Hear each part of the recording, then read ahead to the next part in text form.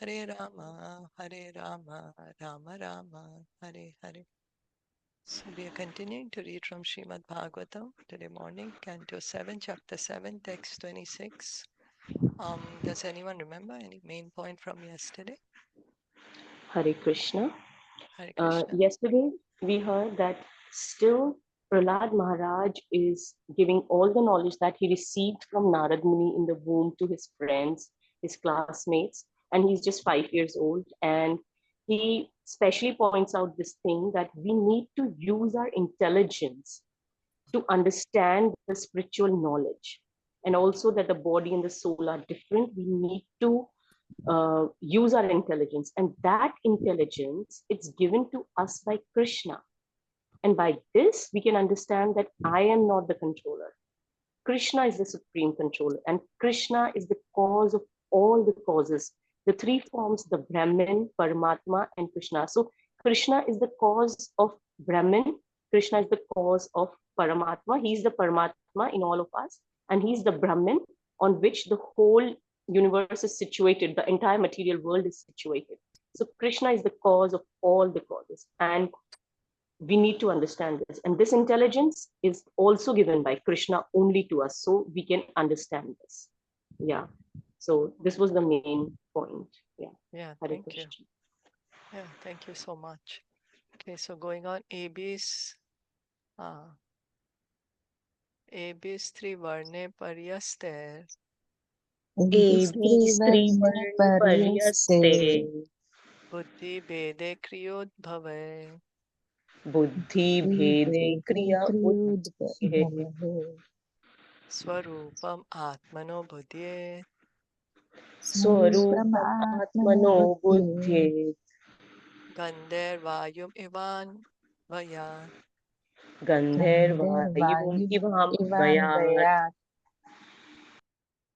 Translation and purport by His Divine Grace A.C. Bhaktivedanta Swami Srila Prabhupada. As one can understand the presence of the air by the aromas it carries, so under the guidance of the Supreme Personality of Godhead, one can understand the living soul by these three divisions of intelligence. These three divisions, however, are not the soul. They are constituted of the three modes and are born of activities. As already explained, there are three states to our existence, namely wakefulness, dreaming, and deep sleep. So yesterday we read that by intelligence we understand wakefulness, dreaming, and deep sleep. In all three states, we have different experiences. Thus, the soul is the observer of these three states. You know, we always thinking that I'm the body, but we have to try to look at what's happening around us as an observer. You know. So actually, the activities of the body are not the activities of the soul. The soul is different from the body, just as aromas are distinct from the material vehicle in which they are carried. The soul is unattached to material activities. We actually have nothing to do here in the material world. But now we are thinking we are the body, and then we get so entangled in our activities. And that's how we continue to stay here. The example is giving aroma is different from from the air. The air carries the aroma, yet the air is the air, the aroma is the aroma. Similarly, we are the soul. We are different from the body. This analysis can be considered by a person who's fully under the shelter of the lotus feet of the Supreme Lord. This is confirmed by the Vedic injunction, Yasmin Vigyate Sarvam Evam Vigyatam Bhavati. If one can understand the Supreme Personality of Godhead, one can automatically understand everything else. Does anyone remember any verse from Bhagavad Gita where Krishna is saying, if you understand my birth and activities. You remember that verse? You don't need to take Janma material. karme chame divyam. Is it? Yeah, that's right. Yeah. He says, you understand I'm transcendental, my activities are transcendental. And then if we can understand Krishna, then we will understand everything else. Just like, when it's dark, few hours ago it was dark, you couldn't see anything. Of course, in cities, I always feel you can't actually experience complete darkness because there's so much light still coming from everywhere. But imagine there are no street lights, no nothing. So it's really dark. And then we wait for the sun to come up, and the sun comes up. And then we can see everything. We can see ourselves, we can see everything around us clearly. So, similarly, if we can try to understand God, if we can try to understand Krishna, we will be able to understand everything. We will be able to understand ourselves, this material nature. So, because of not taking shelter of the Lord's lotus feet, even great scholars, scientists, philosophers, and religionists are always bewildered.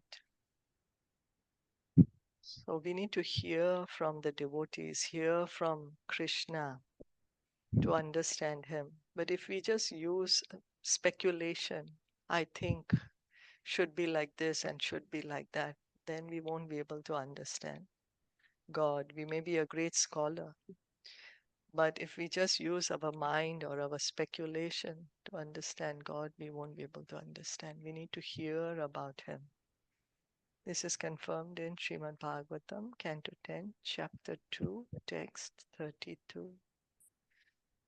Yenye Ravindaksha Vimuktamaninas Tvai Asta Bhavat Avishuddha Buddhaya. Even though one may artificially think himself liberated from material contamination, if he has not taken shelter of the Lord's lotus feet, his intelligence is polluted. So one may think, okay, I'm not the body, I'm the soul, I'm not the body, I'm the soul. But yet, because one has not understood one's relationship with Krishna, that I'm part and parcel of Krishna. If one has not understood that, then then maybe that one subtle desire may be that I am that God, you know. So that liberation is not permanent. It's a temporary position. As stated in Bhagavad Gita 3:42, Indriyani parani ahur indrevya paramana manasastu parabuddhir yo buddhi paratastu sa. Above the senses is the mind, above the mind is the intelligence, and above the intelligence is the soul. Ultimately, when one's intelligence becomes clear through devotional service, one is situated in Buddhi Yoga. So, how can we purify our intelligence?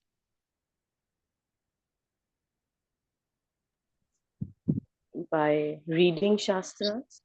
Yes, By very good. understanding deep, deep sleep, awakening, and dreaming, by being more, uh, by me being more attentive, by Purify, hearing to to from a bona purify. fide, by being an Mm, observer and by, not be attached. mm, by hearing from a bona fide yeah, that's spiritual right. By master. hearing bona fide spiritual master, by hearing from the scripture, by engaging in devotional service. That's when our intelligence will get purified. Otherwise, we have what we call material intelligence, but what we need is spiritual intelligence to understand we are the soul. So, through devotional service, when we hear from the scriptures, when we hear from the spiritual master, our intelligence becomes clear. So, this is also explained in in Bhagavad Gita, Dadami Buddhi Yogam Tam, Yena Mam Upayanti Te. When devotional service develops, and one's intelligence becomes clear, one can use his intelligence to return home, back to Godhead. That is what is needed. That is the correct use of our intelligence. You see, right now, what's happening is we let the mind drive us. I feel like doing this. I think I should do this, you know, and then we do it. We let our mind rule our lives. But what actually we should do is use the intelligence to control the mind. And that good intelligence, to purify the intelligence, we need to engage in devotional service to understand, oh, I'm not the body, I'm the soul. And then with a purified intelligence, we can slowly but surely go back home, back to Godhead. Is that okay? Yes. Etadvaro hi samsaro Etadvaro hi Tadvaro samsaro samsaro guna karma nibandhana gunah karma gunakarma nibandhanah nibandhanah ajnana mulo parthopi ajnanamulo ajnanamulo parthopi pathopi pumsa swapna ivarpyate. pumsa pumsa swapna swapna ivarpyate. ivavyate. Through polluted intelligence, one is subjected to the modes of nature, and thus one is conditioned by material existence. Like a dreaming state in which one falsely suffers, material existence, which is due to ignorance, must be considered unwanted and temporary. So, why do we continue in this material world? What is, Because we are in ignorance yeah, that we are the body. yeah. Okay, the unwanted condition of temporary life is called ignorance. One can very easily understand that the material body is temporary, for it is generated at a certain date and ends at a certain date after undergoing the 6 kinds of change, namely birth, death, growth, maintenance, transformation, and dwindling. So, whatever has a birth date surely has an expiry date or a death date, Anything birth date will have an end date. So, our body, every year we are celebrating our birthday with great joy. But we also have to understand that there is going to be a death date for us too. So, this condition of the eternal soul is due to his ignorance. And although it is temporary, it is unwanted. So, we should not be inside this material body. We should be in our own spiritual body. This material body is a prisoner uniform for us to be able to survive in this material atmosphere. So that's why I said it's unwanted. It's temporary, yeah. We don't need this. Because of ignorance, one is put into temporary bodies one after another. The spirit soul, however, does not need to enter such temporary bodies. He does so only due to his ignorance or his forgetfulness of Krishna. We don't need to take one body after another. We don't need to become a demigod, or we don't need to become an animal or a human being. What we need actually is to revive our own spiritual body, to revive our relationship with Krishna. That is what is needed.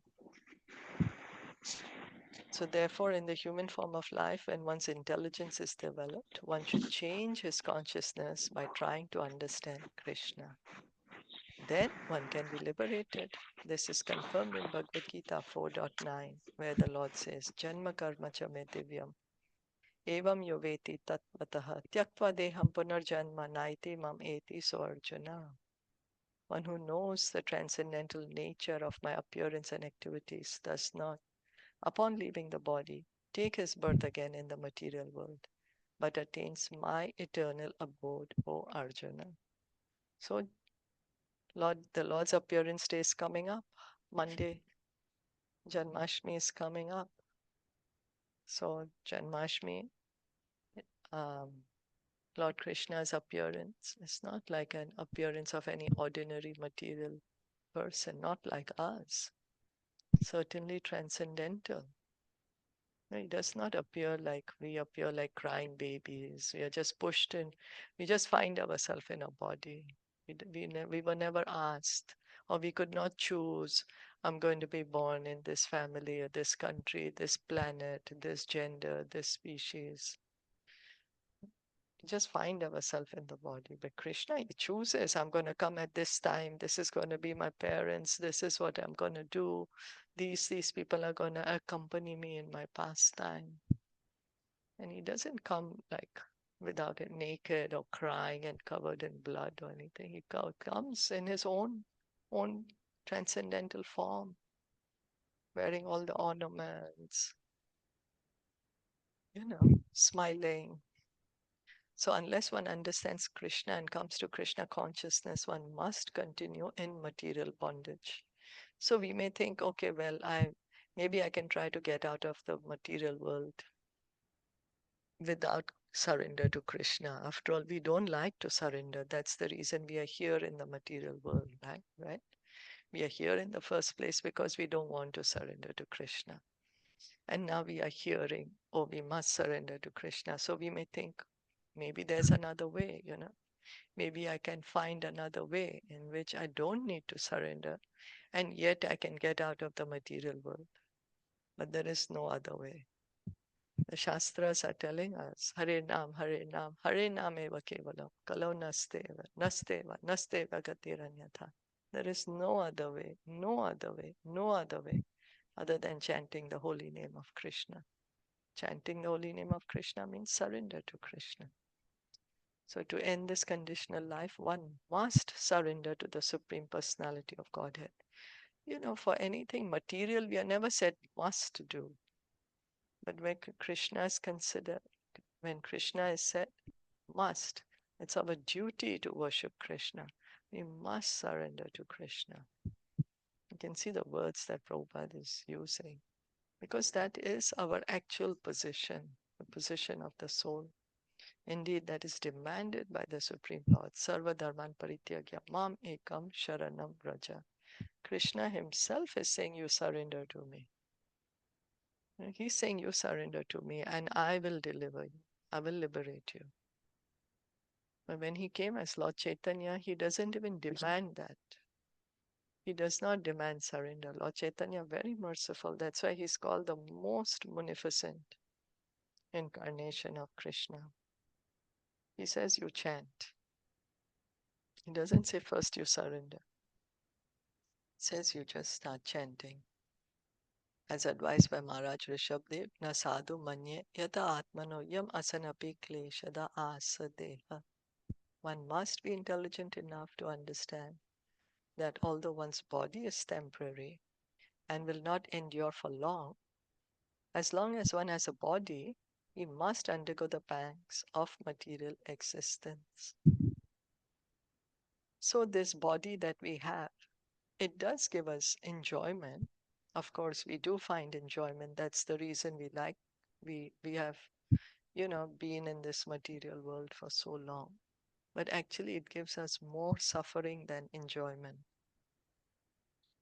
If we can try to understand it, in what ways can we give pleasure to our hand? Maybe we can go manicure, give a massage. I don't know, things like that. But in what way could we make the hand suffer? There are really many ways. Really, could get cut, could get burned. Feels horrifying just to even speak about it. Can get jammed in the door. I don't know, there's so many ways. And really it suffers, and we suffer a lot. So actually this body is what causes our suffering. We are thinking the body is a source of great joy for us, but this material body is a source of suffering. Therefore, if by good association, by the instructions of a bona fide spiritual master, one takes to Krishna consciousness, his conditional life of material existence is vanquished, and his original consciousness, known as Krishna consciousness, is revived.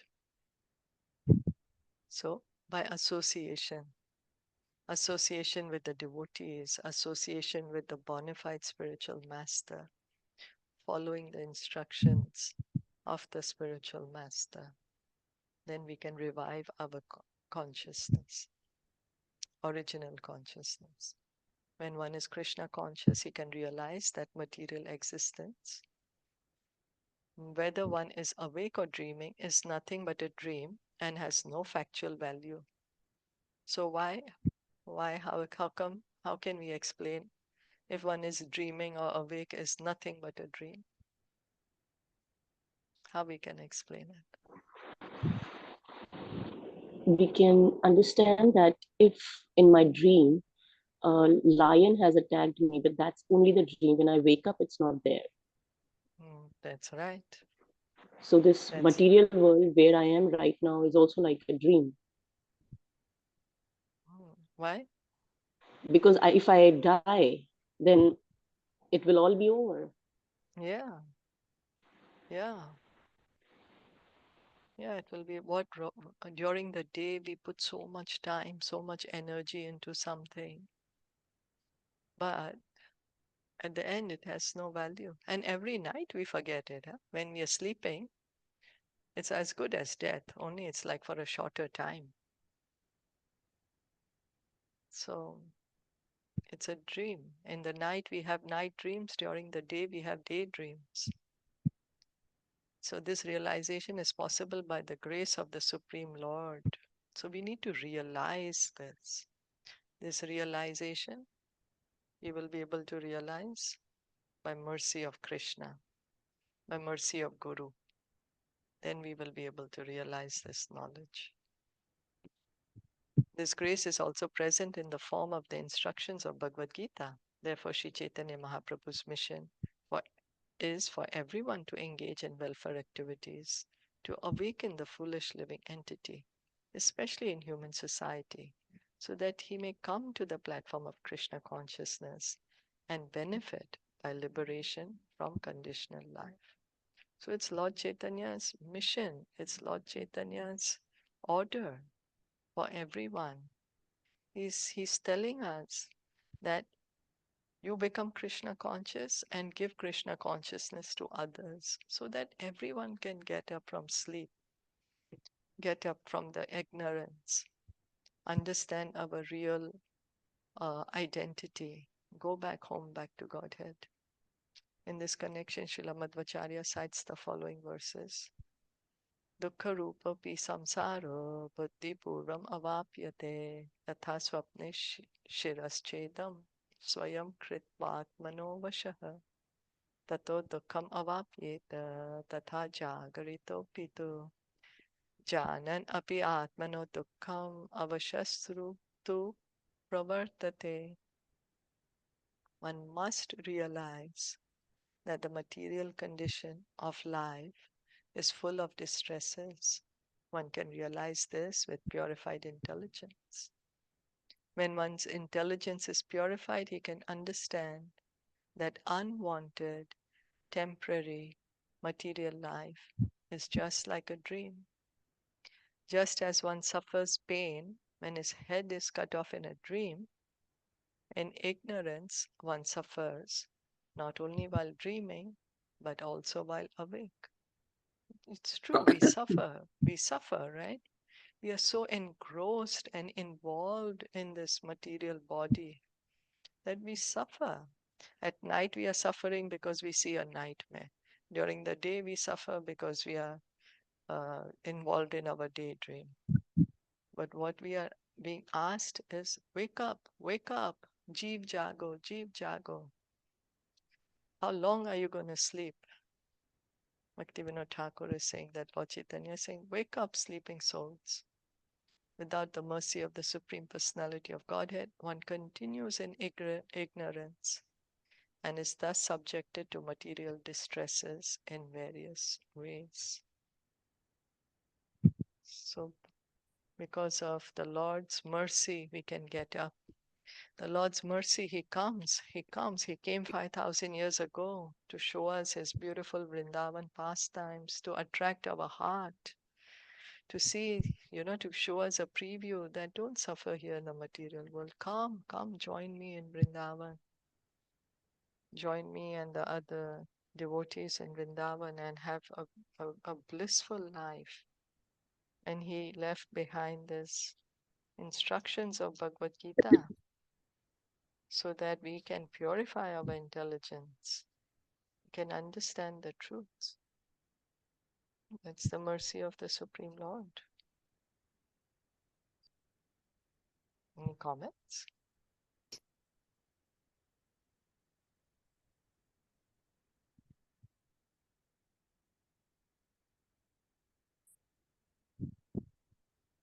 What do you Yeah, think it is about so what we important to purify the intelligence Yeah, so that when it is needed, when we are in time of distress, then because we have read, because we have heard from bona fide gurus, and because we have heard them, the Bhagavad Gita instructions from Krishna, we have heard, we remember, because he will give us the intelligence to remember. And then when we are in distress and we don't know what to do, then that intelligence will guide us to do the right thing. But if we don't know, then we'll do what we want to do. yeah, it's true. Because yeah, this is also one of the lectures of Neetai Sevni Mataji. She said that apni give power to your buddhi intelligence को power बनाना है हमें, शक्तिशाली बनाना है, ताकि जब हमें जरूरत होगी तो वो हमारा साथ देगी. लेकिन अगर हम अपनी बुद्धि को शक्तिशाली नहीं बनाएंगे तो फिर मन ऊपर आ जाएगा और फिर वो टेक ओवर कर लेगा सब कुछ. Yeah, very nice. Yeah. So we have to give power to our intelligence, otherwise the mind will overpower us. Yeah.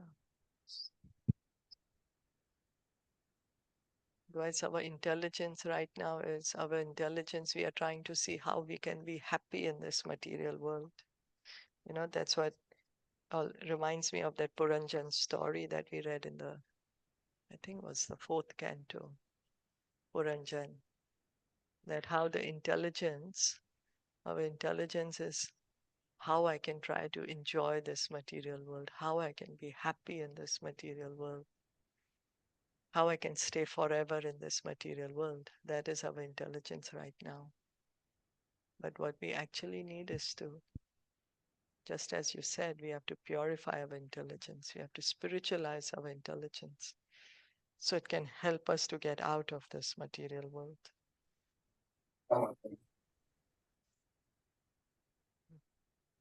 Tasmad bhavadvi kartavyam तस्मात् भवद्भिः कर्तव्यम् Sarvati karma kartavyam karmanam trigunatmanam karmanam त्रिगुणात्मना triguna bija nirharanam yoga bija बीजनिर्हरणं योगः pravaho paramodiya.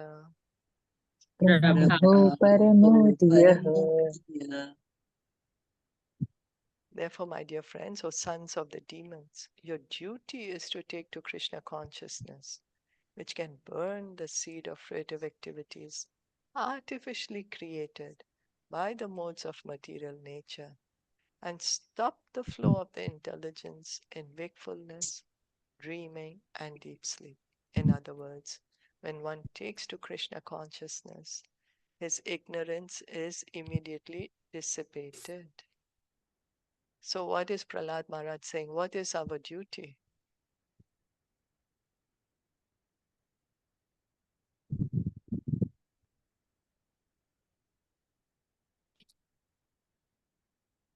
to Burn surrender, this. surrender to the Supreme Personality of God. Yes, to surrender We to need to Supreme surrender. Lord. Yeah, it's our duty to surrender to Krishna. And then, when we surrender to Krishna, what's going to happen is all the our material desire for material activity is going to burn away, because these are created by the modes of nature. It will stop. We can go back home, back to Godhead. This is confirmed in Bhagavad Gita 14:26. Mamcha yo vyabhicharena bhakti yogena sevate sagunan samatityaitan brahma bhuyaya kalpate. One who engages in full devotional service, who does not fall down in any circumstance at once transcends the modes of material nature and thus comes to the level of Brahman. So Krishna is telling this in Bhagavad Gita 14:26 that the pure devotee, he is liberated. He has no material desire. Does not fall down in any circumstance, means no material desire. His only desire is how may I please Krishna. He's fully engaged in devotional service. So such a living entity, he's liberated. The modes don't act on him. So we may say, oh my God, how will I ever reach that position, But we can at least have a desire for pure devotional service. We may not be on that platform, but we can at least desire that, oh, I wish I could also do that. And then leave the rest to Krishna. Now, of course, we have to attempt to a whatever insignificant degree that we can. But the desire for pure devotional service is a pure desire. And it's encouraged to have that kind of desire. By the practice of Bhakti Yoga, one immediately comes to the spiritual platform, transcendental to the actions and reactions of the three modes of material nature. So means the pure devotee has no karma. The pure devotees have no karma. Like someone may say, oh, the Pandavas were suffering because they have so much karma, all that. No, they have no karma. That's all the arrangement of the Supreme Lord. The root of ignorance is material consciousness, which must be killed by spiritual consciousness or Krishna consciousness. So why we are ignorant? Because here Prabhupada is saying, our consciousness has become material. Means what? Means we are thinking we are the body. So how we can change the consciousness? Because we are eternally conscious. Right now, just our consciousness has become diseased. We're thinking we are the body. So we have to clean our consciousness, spiritualize it by Krishna consciousness, by hearing, by chanting. The word bija nirharanam refers to burning the root cause of material life to ashes. In the Medini dictionary, yoga is explained by its result, yoge purvartha samprapto sangati dhyana yuktishu, when one is put into an awkward position because of ignorance. The process by which one can be freed from this entanglement is called yoga. This is also called liberation. So Prabhupada is quoting here Medini dictionary. That what is the explanation of yoga in this dictionary? So this dictionary is saying that, if one is, how one can free oneself from an awkward position. And that process is called yoga. That what one does to free oneself. So, muktir hitvan yatha rupam swarupena vyavastiti. Mukti means giving up one's position in ignorance or illusion by which one thinks in a way contrary to his constitutional position. So, mukti doesn't mean that we cease to exist. Mukti means to understand our real position. Returning to one's constitutional position is called mukti, and the process by which one does this is called yoga. Thus, yoga is above karma, jnana, and sankhya. Indeed, yoga is the ultimate goal of life. Yoga means actually to link with the Supreme, to link ourselves with Supreme. And that is our real position. That is what is wanted. Krishna therefore advised Arjuna to become a yogi. Tasmad yogi bhava Arjuna. Lord Krishna further advised in Bhagavad Gita that the first class yogi is he who has come to the platform of devotional service. Yoginam api sarvesham madgatena antaratmana shraddhavan bhajate yomam same yukta tamo mata. of all yogis who always abides in me with great faith, worshipping me in transcendental loving service, is most intimately united with me in yoga and is the highest of all. Bhagavad Gita 6:47. So Krishna himself is saying, become a bhakti yogi. He's saying, become a devotee. Krishna is not saying you become a Gyan yogi or Karma yogi or Ashtanga yogi. He's saying you become a Bhakti yogi. Thus, one who always thinks of Krishna within the core of his heart is the best yogi. By practicing this best of all yoga systems, one is liberated from the material condition.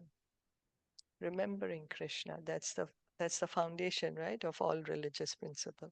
Always remember Krishna, never forget Krishna. And Krishna is saying that one who always remembers him is the best yogi. So always remember Krishna, never forget Krishna. Any questions? Comment? Hare Krishna. Hare Krishna.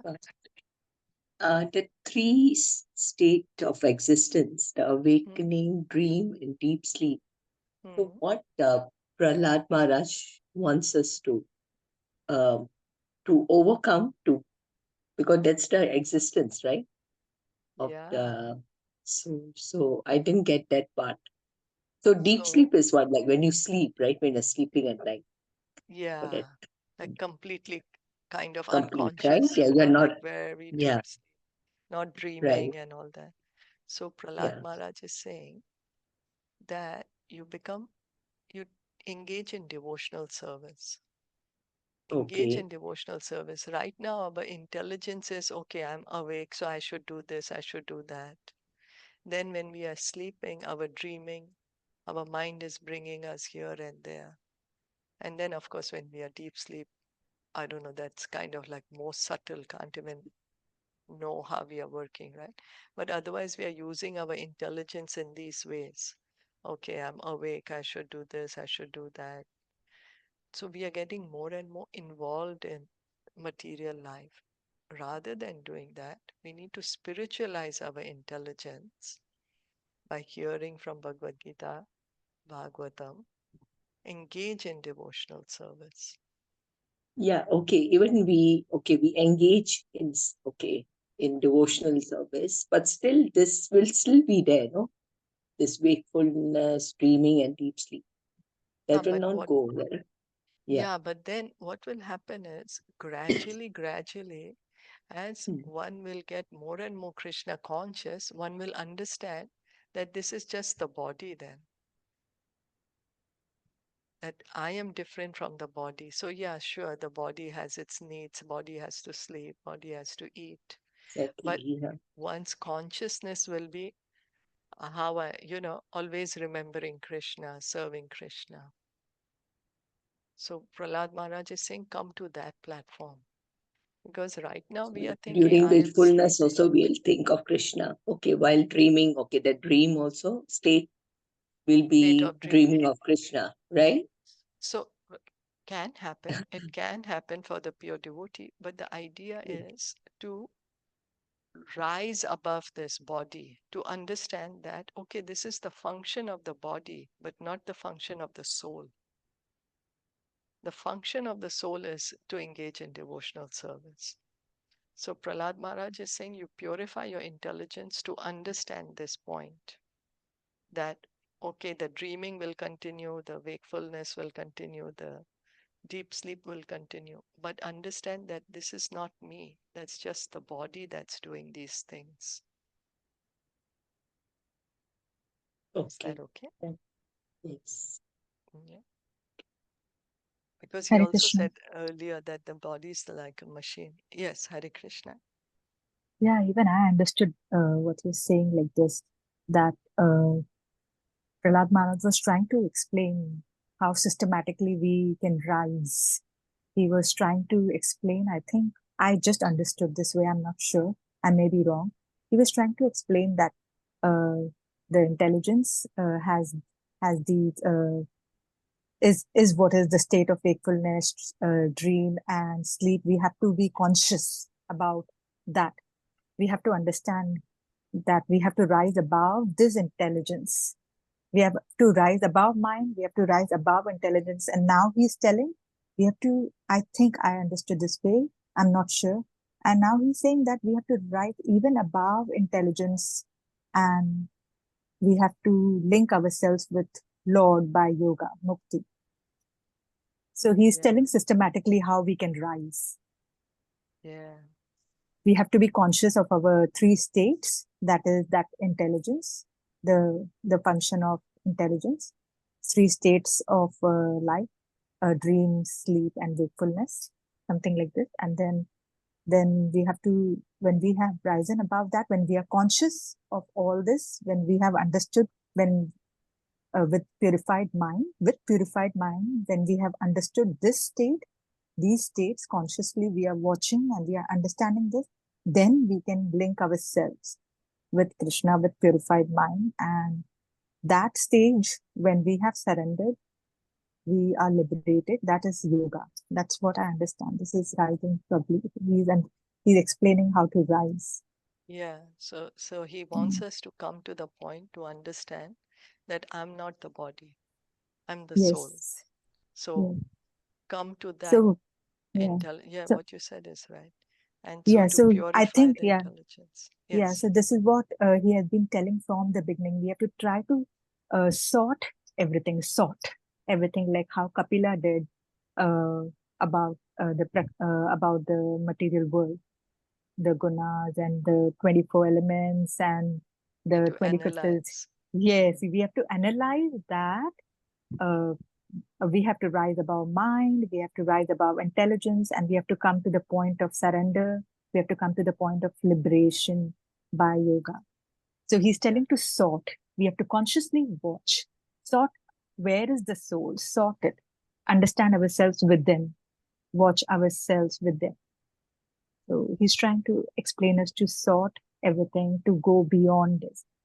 Keep sorting and rise above. Hare Krishna. Yes. Thank you. Hare Krishna. Yeah.